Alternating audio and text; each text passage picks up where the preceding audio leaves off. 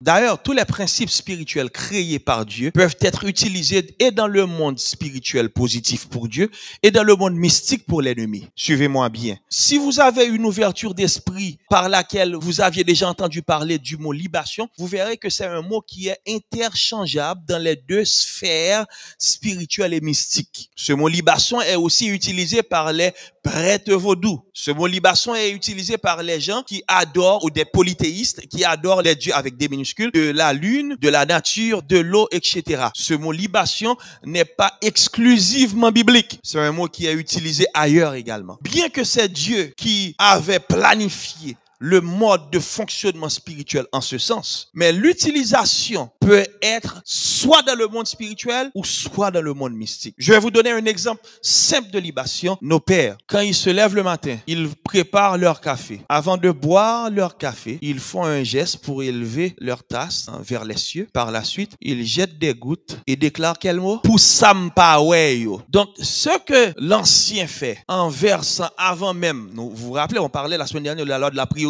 avant de boire le café, en versant par terre au sol, c'est ce qu'on appelle une libation. Une libation est un rituel par lequel tu présentes une offrande à une divinité. Comprends bien que la divinité opère, évolue dans le monde spirituel, dans le monde invisible. Donc la divinité ne peut pas boire le café que l'ancien jette par terre, mais c'est le rituel qui interpelle l'esprit. Bien que c'est une loi qui a été établie par notre Dieu, mais elle est utilisée et interchangeable, soit dans le monde spirituel positif pour Dieu ou dans le monde mystique négatif pour l'ennemi. En ce qui nous concerne, Dieu demande à Jacob de pratiquer ce même rituel afin de lui bâtir un autel.